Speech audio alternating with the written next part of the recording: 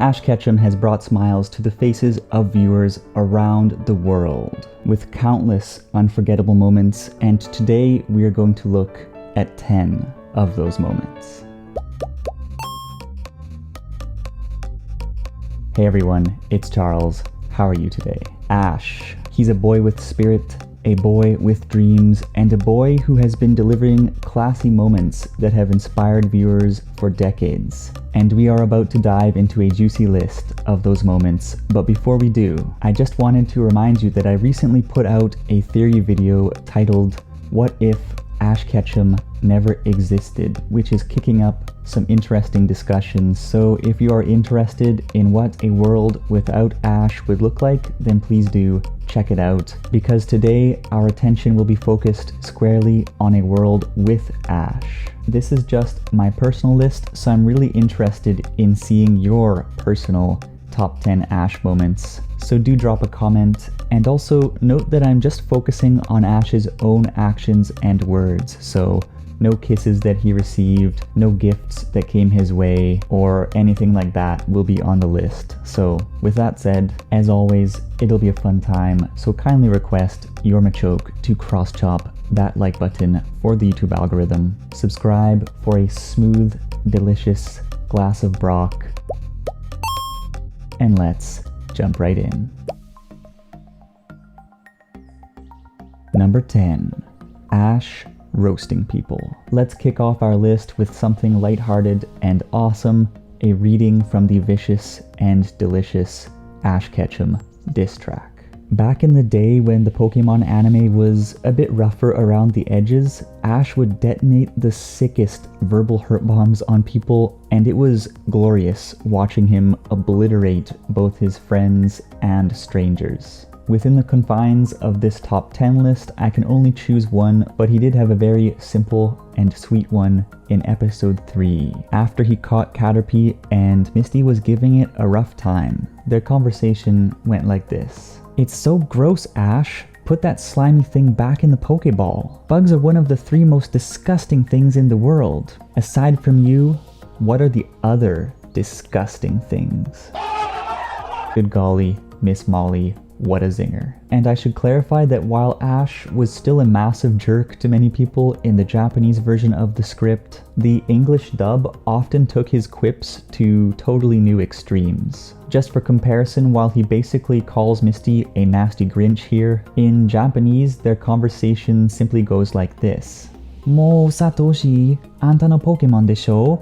Hayaku koitsu wo Monster Ball ni modoshite yo. Taku. Onanoko no wagamama tte yatsu wa." Sorry for the cringe Misty voice, but I'd like to hear your Misty voice. Anyways, as you can see, this line is a lot tamer here. And so while the dub often comes under fire for delivering some very stilted lines, I have to tip my hat to the English localization team for their work with OG Ash, because seeing him discharge Sizzler after Sizzler during his Kanto travels, that was comedy gold. Telling people straight facts about life, dissing people's looks, or otherwise just dunking on people, that boy was on fire, roasting people left and right, and I really do miss that aspect of his character. He was an awful trainer in the late 90s, but his verbal smackdown was strong. So what is your favorite savage Ash Ketchum line? Number 9. Ash unlocks Serena's dreams.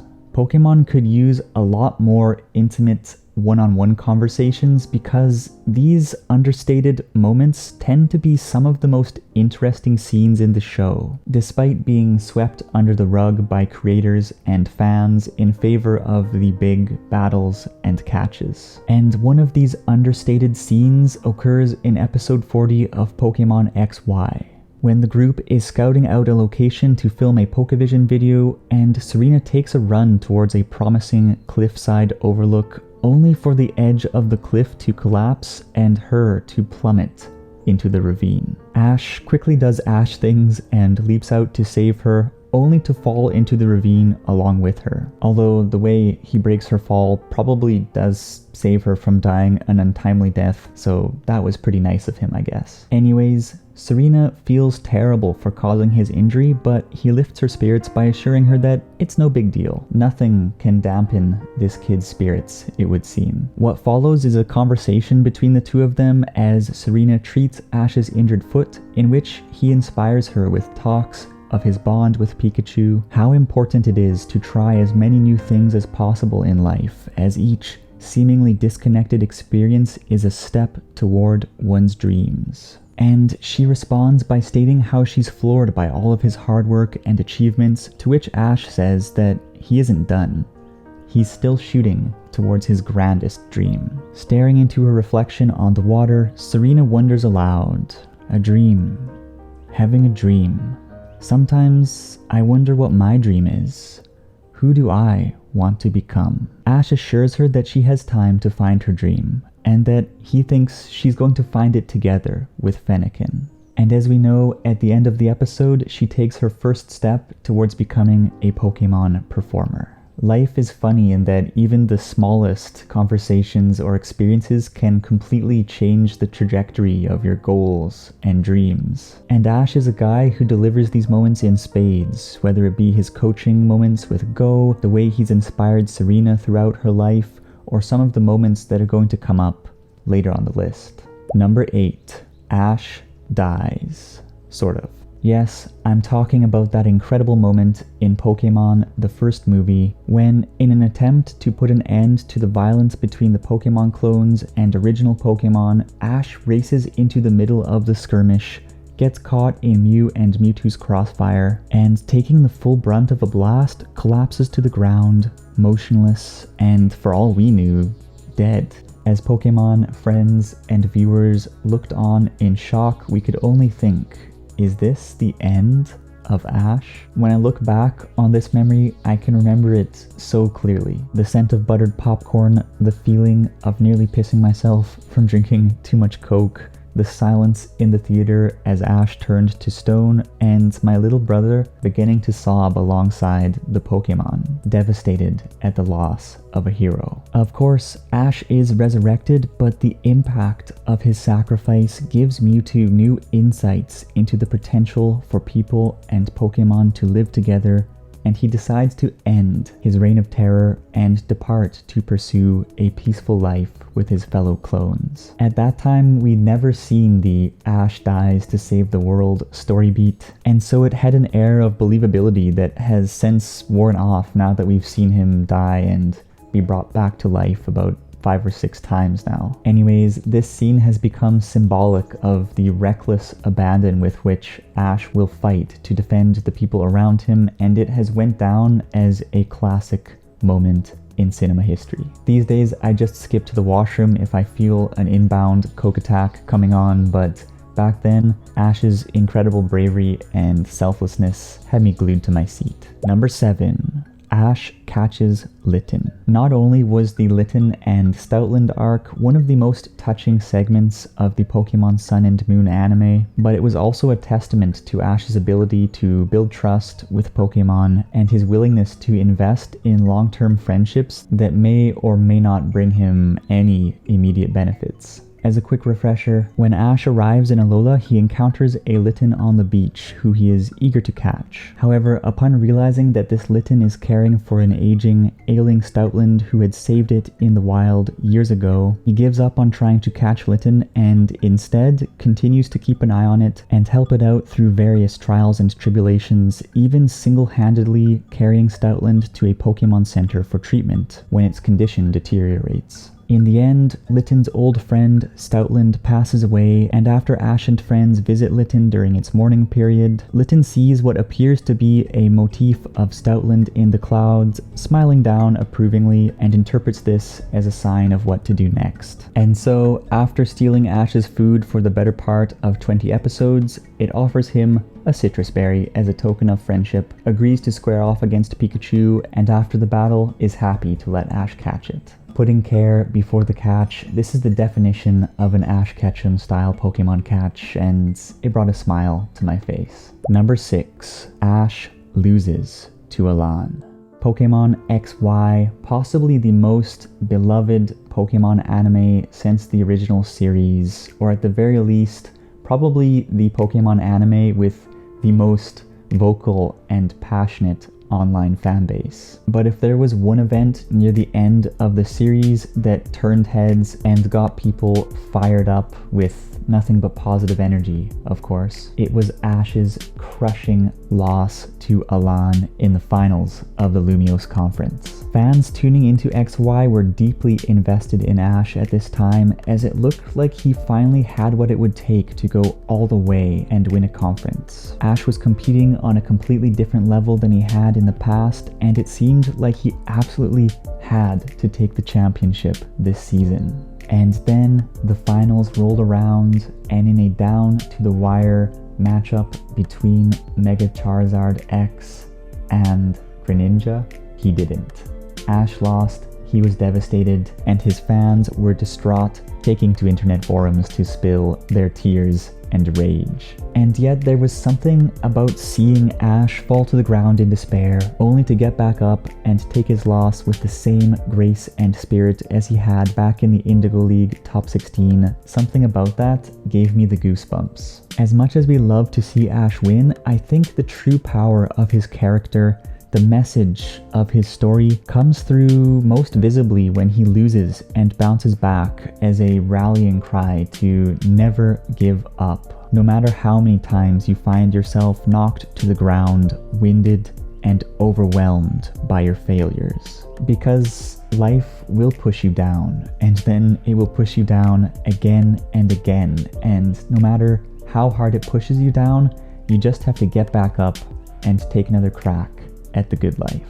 And somehow, more than ever, this shone through to me in Ash's loss to Alolan. He'd put together a strong team with arguably his greatest ace of all time. He'd trained up to the task more passionately than ever. He'd truly won the respect and admiration of his peers and fans, and he'd finally made it to the finals of a conference, and then he lost, only to brush it off and keep moving forward as he always does. That's what Ash is all about, and as much as we hated seeing him lose in Kalos, it told a powerful story in its own right. Number 5. Ash wins Charizard's respect. As you may know, Ash's once loyal and trusted friend Charmander became a total jerk to Ash once it evolved into Charmeleon and later Charizard, even bringing about his humiliating defeat in the Indigo Conference's top 16 by refusing to battle. As disobedient and prideful as it was powerful, Charizard would only put in the work when it saw an opportunity to inflate its own ego, and it had no interest in listening to Ash. Until one day in the Orange Islands when Ash gave it a chance to battle again, and disobedient as always, it got its lights smashed in by Tad's Poliwrath. Not only was it thoroughly worked over in battle, but it was left near death, frozen solid in a cube of ice on the beach. But Charizard was lucky in that his friend, who he'd seemingly forgotten, hadn't forgotten about him. Ash managed to smash the ice around Charizard's head so that it could breathe, and spent the entire night with Charizard, stoking up fires to keep it warm and rubbing his own hands raw in an attempt to warm Charizard up. And as this situation unfolded, Charizard was reminded of everything Ash had done for it. The memories came flooding in, and Charizard's heart warmed at last. 60 plus episodes of disrespect towards Ash came to an end, and the rest is history. I made an entire show about Ash's Charizard and how it changed the anime forever, so do check that out if you're interested. Number 4. Ash beats Gary. Ash's win over Gary in the first round of the Silver Conference was a landmark victory in the anime because it was the very first time that Ash toppled a major rival. It was unprecedented. It was 270 episodes and 5.5 years in the making, and it was made all the sweeter in that it was Charizard who took the final round for him in a swan song tour de force victory that capped off the final stretch of Charizard's time as a mainstay on Ash's team, as after a narrow loss to Blaziken in the quarterfinals, it would again depart to Charcific Valley, where it would remain for quite some time. As a rival who seemed to be ahead of Ash at every turn, leering at him with his laundry list of achievements, his wealth, and his popularity, it seemed like Ash would never get on level ground with Gary. And even Satoshi Tajiri had stated that our boy would never catch up with his rival. And yet, he did. I remember just sitting in silence that seemed to last for minutes when Blastoise hit the ground and didn't get back up, and the referee raised the final flag in favor of Team Ketchum. It was unbelievable. And unlike Paul, I actually liked Gary, which gave this outcome an entirely different flavor. Wow, this is the end of an era, I thought. Of course, while Gary shifted his focus from training to research, he did come back in Ruby and Sapphire to spank Ash yet again with his Electivire, and we haven't seen the two battle since then, so don't you think it is time to see Gary Oak make his return? Number 3, Ash wins the Alola League. I think this win is more or less a mandatory fixture on any top 10 Ash Ketchum Moments list because it really represents the culmination of everything Ash has worked for to date as a Pokemon trainer. The first conference-based league victory of a boy who'd battled his heart out for so long and apart from a few fleeting moments of reprieve, could only look on in disbelief as league championship after league championship slipped away from him. Well, not this day. This day was his. A lot of fans were turned off by Sun and Moon's more abstract art style following the edgier look of XY and didn't even give the series a chance. And what a shame that is, really, as Sun and Moon treated us to some of the most visually incredible battles and most clever strategies ever executed in the anime. And even though the tournament finals only allowed for 3 Pokemon instead of the full team of 6 of past conferences, the final showdown between Ash and Gladion was still an exciting clash from beginning to end, and it was a real treat to see Ash finally stuff some of that conference cred in his back pocket. Nice work, Ash, and good luck in the World Championships. Number 2, Ash trounces Paul. Ash versus Paul, one of the greatest battles to ever grace the screens of Pokemon anime viewers. And if we pull off our nostalgia goggles, the rivalry these two had has to be the most compelling rivalry in the entire series in terms of the number of times they squared off, how much of a jerk Paul was to Ash, and how Ash took in Paul's abandoned Chimchar and coached it into the powerhouse that would ultimately take down its former trainer. And while Ash and Paul shared some commonalities in terms of their battle experience and their travels across the world, not to mention their drive to win, they were diametrically opposed in terms of their training philosophies and approaches to building relationships with Pokemon, which made the rivalry all the more interesting. Paul was ruthless and he was a real prick, but he was also a great battler, and his ability to counter whatever Ash brought to the table pushed Ash to new heights over the course of the Diamond and Pearl series. So seeing Ash and Infernape ascend together and hammer the final nail into a sign that simply read, "Paul, Electivire, we gotcha." That was an unforgettable spectacle. Number 1, Ash saves Pikachu. I thought for quite a while about all the moments that made it onto the list, and honestly there were tons of other moments that could have just as easily made it onto the list. But when it comes to the number 1 spot, there could only ever be one. A single moment that defined what Ash Ketchum and the Pokemon anime would become thereafter. This moment occurred in the very first episode of the anime, when Pikachu and Ash had just set out on their journey from Pallet Town, and Pikachu didn't give a bean about Ash or his dreams. until they attract the ire of a flock of Spearows that come after them and launch a brutal attack on Pikachu, leaving it in critical condition in a heap on the ground, and the Spearows are seemingly ready to take the kill when Ash picks up the limp body of his fallen comrade and sets into motion a wild, desperate escape, doing everything in his power to flee from the attacking flock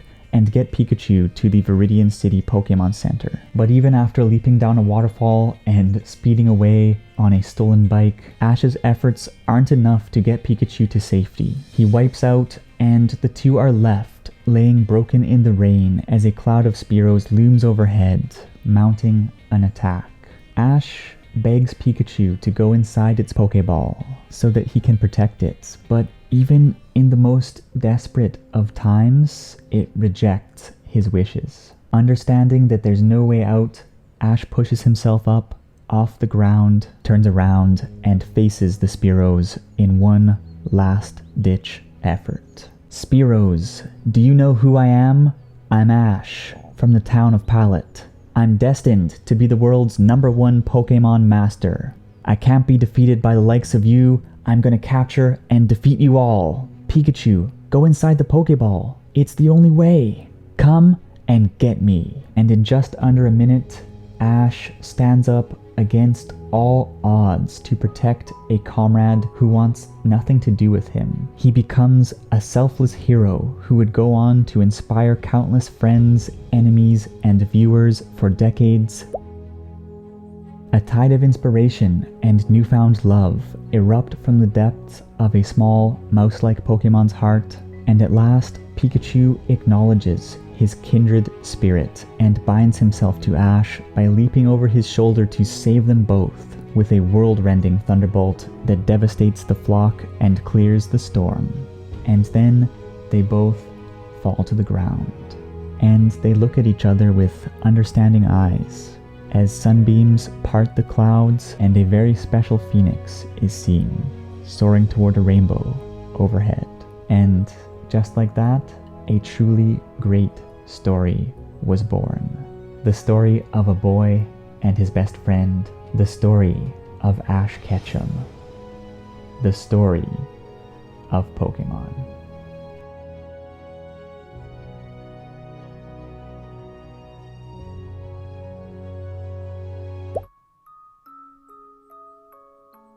Thank you for watching, everyone. If you did enjoy this, please don't forget to subscribe and do follow me on Twitter @CharuSharu. And let me know, what is the best Ash Ketchum moment in your books? I'm curious what you think. And with that said, I hope you all have a healthy, happy, and safe week. And as always, let's chat.